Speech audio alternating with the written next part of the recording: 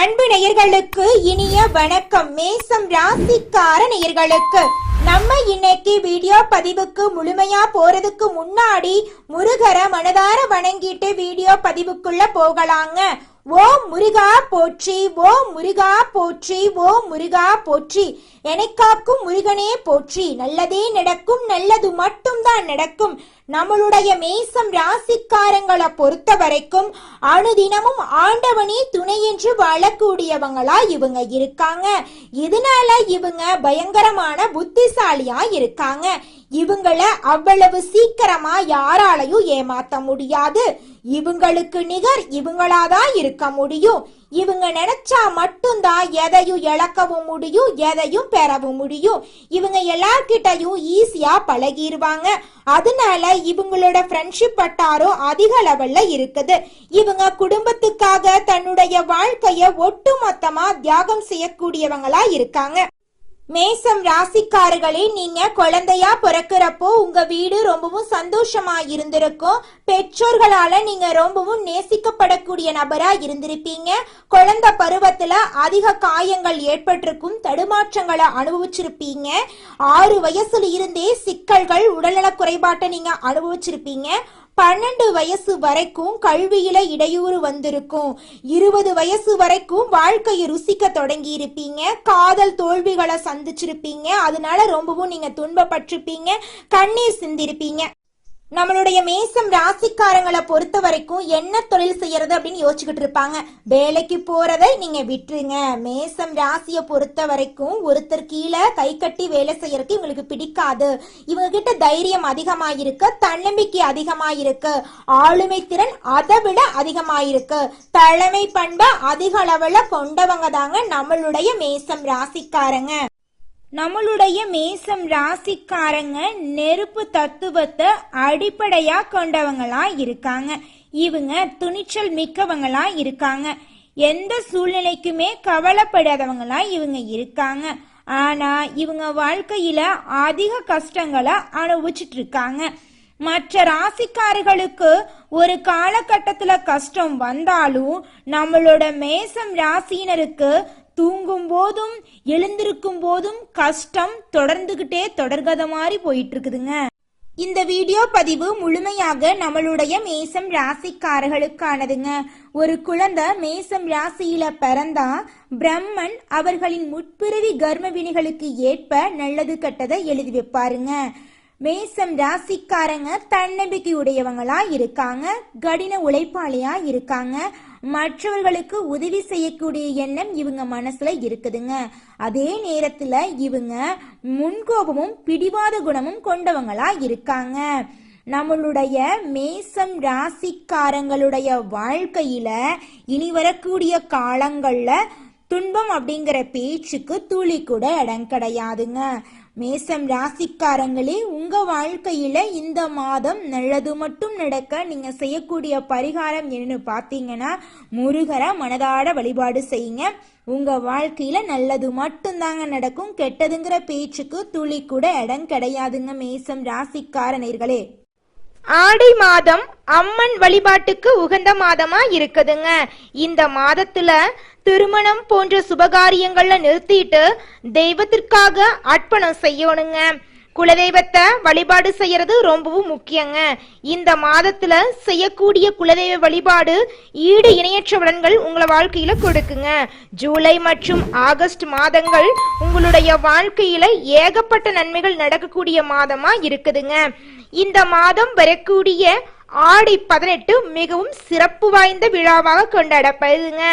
ஆடிப்பெருக்கு அப்படிங்கிறது நதிகளின் முக்கியத்துவத்தையும் நீர் வளத்தை போற்றும் நாளாக கொண்டாடப்படுதுங்க. ஆடிப்பெருக்கு நாள்ல தான தர்மங்கள் பண்ணினா உங்க வாழ்க்கையில புண்ணியம் சேருங்க. ஏழை எளிய குழந்தைகளுக்கு உங்களால முடிஞ்ச அளவுக்கு அன்னதானம் வழங்குங்க. ஒருவேளை உணவு அளிச்சிங்கன்னு வச்சுக்கோங்க, உங்க வாழ்க்கையில இருக்கக்கூடிய துன்பங்கள் மறைந்து உங்க வாழ்க்கையில இன்பங்கள் பெருகுங்க. வேத ஜோதிடப்படி 9 நவ கிரகங்கள், 12 ராசிகள், 27 நட்சத்திரங்கள் இருக்குதுங்க. மேசம் ராசிக்கு செவ்வாய் சொந்தக்காரனா இருக்காருங்க. சூரிய பகவான் உச்ச வீடா இருக்காருங்க. இவங்க துணிச்சல் மிக்கவங்களா இருக்காங்க, எதற்கும் கவலைப்பட மாட்டாங்க. ஆனா இவங்களுடைய வாழ்க்கையில கஷ்டங்கள் தொடர்ந்து வந்துகிட்டே இருக்குதுங்க. மற்ற ராசிக்காரங்களுக்கெல்லாம் ஒரு காலகட்டத்துல கஷ்டம் வந்தாலும் நம்மளோட மேசம் ராசிக்காரங்களுக்கும் தூங்கும் போதும் எழுந்திருக்கும் போதும் கஷ்டம் தொடர்ந்துகிட்டே இருக்குதுங்க. அஸ்வினி, பரணி, கிருத்திகை நட்சத்திரத்துடைய முதல் பாதம் மேசம் ராசியில இருக்குங்க.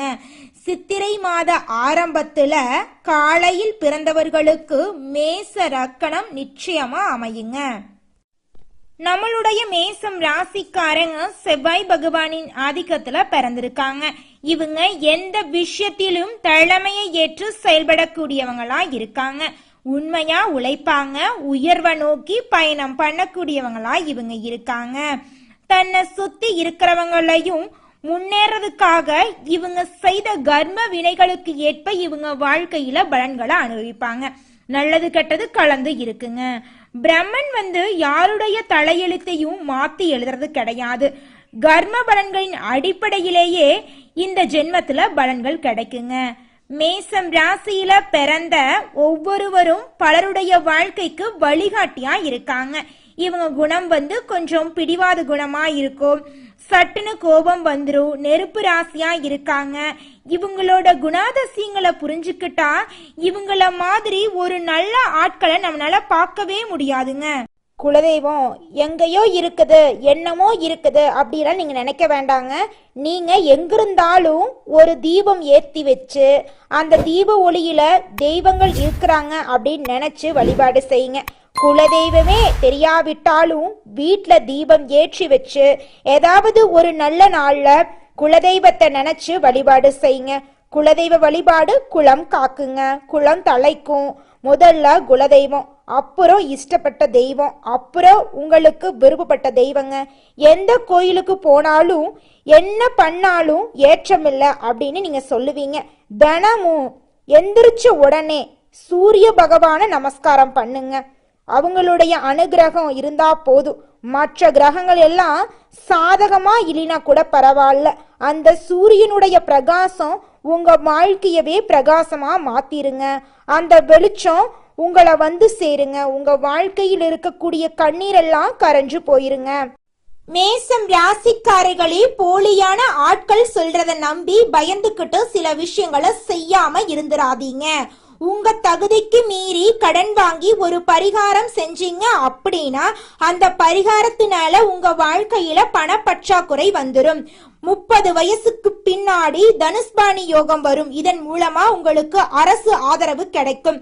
40 வயசுல யோக வாசத்தால அதிக பணம் வரும். 50 வயசுக்கு பின்னாடி ஆன்மீகத்துல நீங்க ஈடுபடுவீங்க.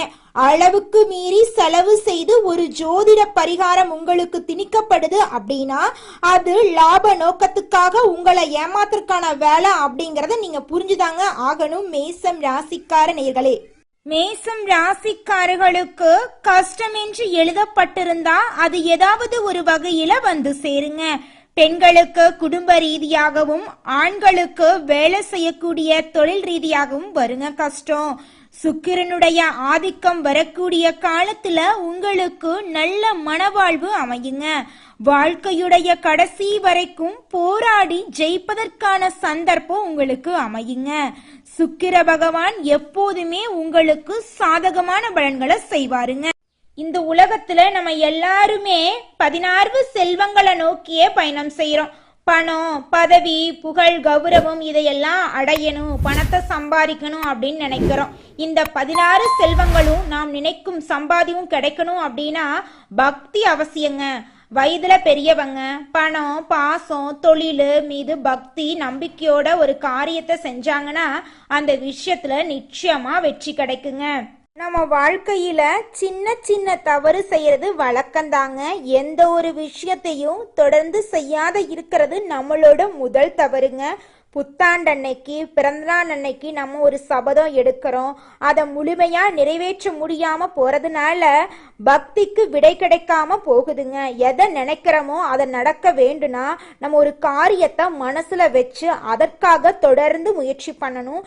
கடவுளை வழிபாடு செய்யணும். நம்பிக்கைக்கு மோசடி செய்யக்கூடாதுங்க.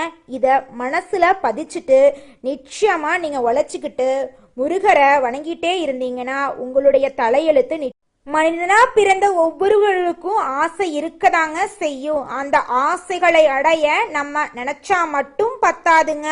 முழு மனசோட நம்மளுடைய ஆசைகளை அடைவதற்கான வழிய ஒவ்வொரு நாளும் என்ன பண்ணணும்னு யோசிச்சு அதற்கான திட்டங்களை தீட்டி உழைச்சுக்கிட்டே இருக்கணுங்க. உழைச்சா நிச்சயமா நம்மளுடைய ஆசைகள் எல்லாமே நிறைவேறிடுங்க. உங்க வாழ்க்கையில இனி வரக்கூடிய காலங்கள்ல உங்களுடைய அனைத்து ஆசைகளும் நிறைவேற போகுதுங்க. அப்படி ஒவ்வொரு மனிதனுக்கும் இருக்கக்கூடிய பொதுவான ஆசை என்னன்னு பார்த்தீங்கன்னா 16 செல்வங்களையும் அடைந்து வாழணும் அப்படின்னு தான் ஒவ்வொரு மனிதனுடைய ஆசையும் இருக்குதுங்க. பணம் வேணும், பதவி வேணும், புகழ் வேணும், கௌரவம் வேணும் அப்படின்னு தான் ஒவ்வொரு மனிதனும் தினமும் வாழ்ந்துகிட்டு இருக்கான். அதை நோக்கிய பயணத்தை தான் ஒவ்வொரு நாளும் மனிதன் வாழ்ந்துகிட்டு இருக்கான். ஒவ்வொரு நாளையும் ரசிச்சு வாழ்றது கிடையாது. எந்த ஒரு மனிதனும் போராட்டத்துல தாங்க இந்த உலகத்துல ஒவ்வொரு மனிதனும் வாழ்க்கைய வாழ்ந்துட்டு இருக்காங்க. மேசம் ராசிக்காரர்களுக்கு தாய் பாசம் அதிகமா இருக்குங்க. செவ்வாயும் சூரியனும் தீக்கோளாக இருக்கிறதுனால முன்கோபம் உங்களுக்கு இருக்கும். பண இழப்பு உங்க வாழ்க்கையில இருக்குது அப்படின்னா செவ்வாய் தோஷ நிவாரண ஹோமம் பண்ணிடுங்க. குடும்பத்துல அமைதி வேணும் அப்படின்னு நினைச்சீங்கன்னா ராகு கேது சாந்தி நவகிரக பூஜை பண்ணிடுங்க. வெளியில கொஞ்சம் அலைந்து திரியக்கூடிய சுபாவம் உங்ககிட்ட அதிகமா இருக்குதுங்க. நிலையில்லாத சிந்தனை உங்ககிட்ட இருக்குது. முரட்டுத்தனமாக நிறைய விஷயங்களை நீங்க செஞ்சு ஆபத்துல மாட்டிக்குவீங்க. இந்த கோபத்தை மட்டும் நீங்க கட்டுப்பாடோட வச்சுக்கிட்டீங்கன்னா இந்த உலகத்திலேயே உயர்ந்த மனிதரா நீங்க வர முடியுங்க. உங்க வாழ்க்கையில மேலும் நிலையெல்லாம் நடக்க திருவண்ணாமலை போயிட்டு வாங்க, முருகன் கோயிலுக்கு போயிட்டு வாங்க. வீட்டுடைய தெற்கு திசையில சூரிய பகவானுடைய படத்தை வச்சு சூரிய பகவான வழிபாடு செய்யுங்க. உங்க வாழ்க்கையில நல்லது மட்டும்தாங்க நடக்கும். கெட்டதுங்கிற பேச்சுக்கு துளி கூட இடம் கிடையாதுங்க. மேசம் ராசிக்காரர்களே, எதையுமே பயந்துகிட்டே அணுகாதீங்க. அப்படி நீங்க பயந்துகிட்டு அணுகுனீங்க அப்படின்னா பாதிப்பு வருங்க. மேசம் ராசிக்காரர்களுக்கு விருச்சிகம் ராசியில சந்திரன் சஞ்சாரிக்கும் போதும் சந்திராஷ்டமம் வரும். விசாகம் நட்சத்திரம் 4ஆம் பாதம், அனுஷம் கேட்டை நட்சத்திரத்தில் சந்திரன் சஞ்சாரிக்கும் போது எந்த காரியத்துமே நீங்க நிதானத்தோட செய்யணும். இந்த ஒரு சில விஷயங்களை தெரிஞ்சுக்கிட்டு வாழ்க்கையை லேசா வாழ்ந்துட்டு போயிடலாம். எல்லா ஜோதிடம் பார்க்கறவங்களும் பணத்துக்காக இல்லைங்க, ஆன்மீக ரீதியாகவும் ஜோதிடம் பார்க்கதாங்க செய்யறாங்க. உங்களுடைய தகுதிக்கு மீறி கடன் வாங்கி நீங்க ஜோசியம் பார்க்கணும், பரிகாரம் பண்ணணும் அப்படின்னு எந்த ஒரு கட்டுப்பாடும் கிடையாதுங்க. உங்களுடைய வாழ்க்கையில நீங்க நல்லபடி வாழணும் அப்படின்னா உங்க வாழ்க்கையில சில விதிமுறைகளை பின்பற்றினா போதுங்க. பொறுப்பா பொறுமையா நேரத்தை வீணடிக்காம செலவு பண்ணாவே போது உங்க வாழ்க்கையில நல்லதுதாங்க நடக்கும். வீண் வம்பு வழக்கு தொல்லை கஷ்டம் சிக்கல் எதுவுமே வராதுங்க. உங்களோட எண்ணம் போல உங்க வாழ்க்கையும் இனி வரக்கூடிய காலங்கள்ல அருமையா இருக்க போகுதுங்க. நம்மளுடைய மேசம் ராசிக்காரர்களுக்கு பிரம்மன் கொடுத்த ஆயுசுங்கிறது 120ங்க. இதுல மனுஷனுக்கு 60 வயசு வந்ததுன்னா ஒரு விஷயத்த செஞ்சே ஆகணுங்க. அதாவது ஆயுள் ஓமம் பண்ணணுங்க. ஜோதிடத்துல அறுதம் கல்யாணம் பண்ணிடுங்கன்னு சொல்லுவோங்க. ஒரு பெண் அப்படின்னா அவங்க தன்னுடைய கணவர் கையால 5 தாலி கட்டிக்கணுங்க. 60 வயதுல 2வது திருமணம் செய்யணுங்க. ஜாதகம் பார்க்க தெரிஞ்சவங்க சில சூட்சமங்களை தெரிஞ்சு வச்சிருக்கணுங்க. சுக்கிர பயிற்சி சூரிய பயிற்சி காலத்துல மேசம் ராசிக்காரங்களோட வாழ்க்கை எப்படி இருக்கும் அப்படிங்கிற தகவலை அறிஞ்சு வச்சிருக்கணுங்க. பணம் இருக்கிறவங்க பணத்தோட ஜாதகத்தை கொண்டு போய் ஜாதகம் பார்த்துட்டு வர்றாங்க. அதற்கேற்ப வாழ்க்கையில கட்டுப்பாடோட வாழ்ந்துகிட்டு இருக்காங்க. பணம் இல்லாதவங்க இரவு பகல் உறங்காம உழைச்சுக்கிட்டே இருக்காங்க. இதுதாங்க வாழ்க்கையோடைய நியதி. முதல் போடாமலேயே லாபம் பார்க்கக்கூடிய கமிஷன் அடிப்படையிலான வேலைகள்ல மேசம் ராசிக்காரர்களுக்கு ஆர்வம் அதிகமா இருக்கும். மேசம் ராசிக்காரங்க காவல்துறை, தீயணைப்புத்துறை, ராணுவத்துறையில புகழ்பெற்று விளங்கக்கூடிய வாய்ப்பு இருக்கு. நெருப்பு சம்பந்தமான தொழில இவங்களுக்கு ஆர்வம் அதிகமா இருக்கும். எலக்ட்ரிக்கல்ஸ், ஹோட்டல்ஸ் போன்ற துறையில இவங்க சிறந்து விளங்கக்கூடியவங்களா இருக்காங்க. இவங்க 4 பேருக்கு வேலை தரக்கூடிய அளவுக்கு, ஒரு நிர்வாகத்தை நடத்தக்கூடிய அளவுக்கு வாழ்க்கையில முன்னேற போறாங்க. குழந்தை பருவத்துல இருந்து 35-40 வயசு வரைக்கும் யாரெல்லாம் உழைக்கிறாங்களோ, கஷ்டப்படுறாங்களோ அவங்கெல்லாம் இறுதி காலகட்டத்துல ரொம்பவும் சந்தோஷமா சிறப்பா இருப்பாங்க. உங்க வாழ்க்கையில கஷ்டப்பட்டீங்கன்னு வச்சுக்க, நிச்சயமா சந்தோஷம் கிடைச்சே தீருங்க. வாழ்க்கை அப்படிங்கிறது ஒரு சக்கரை மாறிங்க, சுத்திக்கிட்டே இருக்கும். மேல இருக்கிறவன் கீழே வருவான், கீழே இருக்கிறவன் மேல வருவான். கஷ்டப்படுறவன் சந்தோஷப்படுவான், சந்தோஷப்படுறவன் கஷ்டப்படுவான். இந்த மாதிரி தாங்க ஒவ்வொரு மனிதனுடைய வாழ்க்கையும் அமைஞ்சிருக்கு. நல்லதே நடக்கும், நல்லது மட்டும்தான் நடக்கும். நன்றி, வணக்கம்.